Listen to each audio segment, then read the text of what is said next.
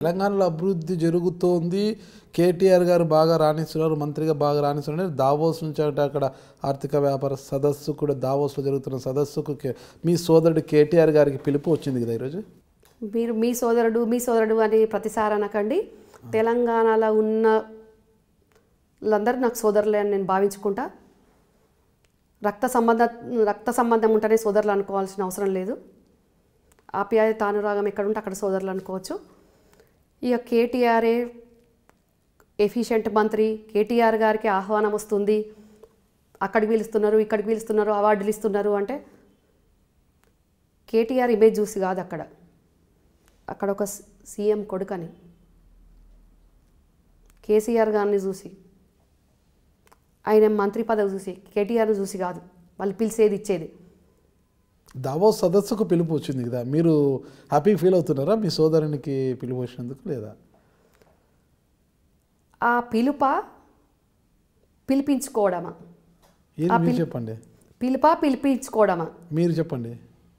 నేనైతే పిలుపు అనుకుంటలేనండి. ఏమనుకుంటున్నారా? అది పిలిపించుకున్నారు అని అంటున్నాను.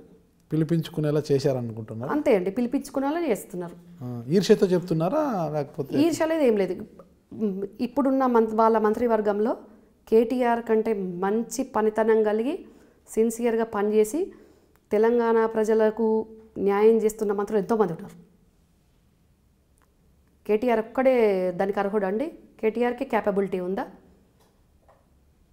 సిద్దిపేటలో ఉన్న కేసీఆర్ గారు ఫామ్ హౌస్ దగ్గరికి మీరు వెళ్ళి ఒకసారి ఆందోళన చేశారు, పోలీసుల చేత మిమ్మల్ని అక్కడికి తరిమివేయించారు అంటుంటారు కదా, మీరు సిద్దిపేటలో ఉన్న ఫామ్ హౌస్ దగ్గరికి ఎందుకు వెళ్ళారు, కారణం ఏంటి?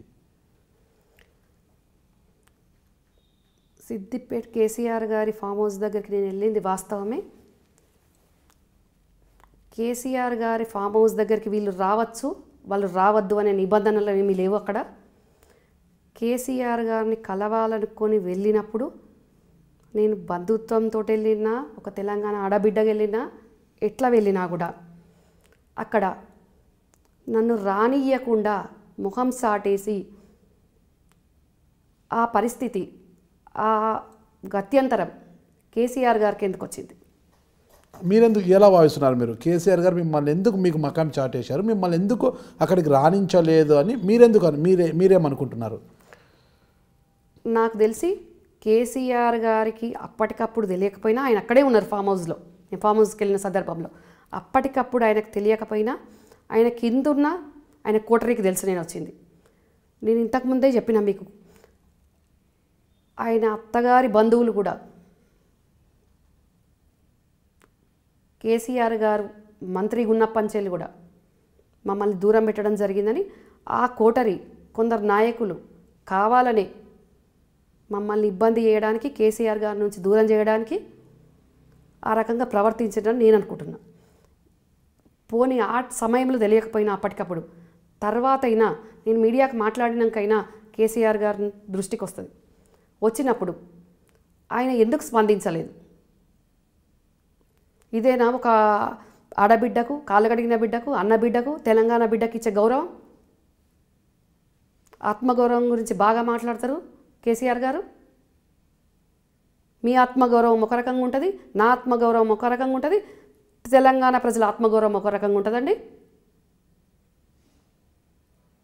రంగులు వేరుంటుండొచ్చు, కానీ అందరి రక్తం ఒకటే ఉంటుంది. ఎవరి ఆత్మగౌరవం అయినా ఒకటే ఉంటుంది. ఎవరి ఆత్మగౌరవం దెబ్బతిన్నా కూడా మీ రంగులు వేరున్నాయా? లేదంటే చెప్తున్నాను జనరల్గా. తెలంగాణ ప్రజల్లో ఒకరు ఎర్రగా ఉంటారు, ఒకరు కర్రగా ఉంటారు, రకరకాల రంగులు ఉంటారు కదండి. ఎలా ఉన్నారు మీ కుటుంబ సభ్యులంతా? రకరకాలుగా ఉన్నారండి. ఎలా ఉన్నారు? కొందరు తెల్లగా ఉన్నారు, కొందరు నల్లగా ఉన్నారు. తెల్లగా ఉండేవారు ఎవరు, నల్లగా ఉండేవారు ఎవరు? నాకంటే ఎక్కువ మీకే తెలుసు కదండి, మీరు చూస్తున్నారు. మీరు చెప్తే వింటామని ప్రజలు కూడా తెలుసుకుంటారు కదా, చాలా మందికి తెలుసు. తెల్లగా ఎవరు ఉన్నారు, రంగు ముఖ్యం కాదండి. మీరు చెప్తున్నారు కదా తెల్లగా ఉన్నారు, నల్లగా ఉన్నారు అని. మీ కుటుంబ సభ్యులు తెల్లగా ఉండేది ఎవరు? నేను తెల్లగా ఉన్నారు, నల్లగా ఉన్నారు లేదండి. నేను అన్నది మాట వరుసకు అట్లా చెప్పినాను. ప్రజలు ఎవరైనా కూడా రంగులు వేరుంటుండొచ్చు, కానీ అందరి ఆత్మాభిమానం ఒకటే ఉంటుంది. అందరిలో ఉండేది రక్తం ఒకటే కలర్ ఉంటుంది, వేరే కలర్లో అయితే ఉండేవి కదండి. అట్లాంటప్పుడు మరి ఉద్యమ సమయంలో ఆత్మగౌరవం గురించి మాట్లాడిన కేసీఆర్ గారు ఇప్పుడు మరి నా ఆత్మగౌరవాన్ని ఆయన ఎందుకు అభిమానించలేదు, ఎందుకు గౌరవించలేదు, నా ఆత్మగౌరవాన్ని ఎందుకు దెబ్బతీసిండ్రు? ఫామ్ హౌస్ అదే మన నిషేధిత స్థలమా? నేను లేకుంటే నేను ఏమన్నా తాలిబాన్నా, AK-47 పట్టుకపోయినా దేనికోసం నన్ను రానియలేదు? ఆయనకు తెలియదేమో కదా పాపము మీరు వచ్చినట్టు. తెలియలేదండి. తర్వాత మీ మీడియాతో మాట్లాడినాక తెలిసింది కదండి. తెలిసినాక ఎందుకు స్పందించలేదు? ముందు తెలియకపోవచ్చు విషయం, తర్వాత అయితే తెలిసింది కదండి. అప్పుడైనా స్పందించాలి కదా. దేనికోసం?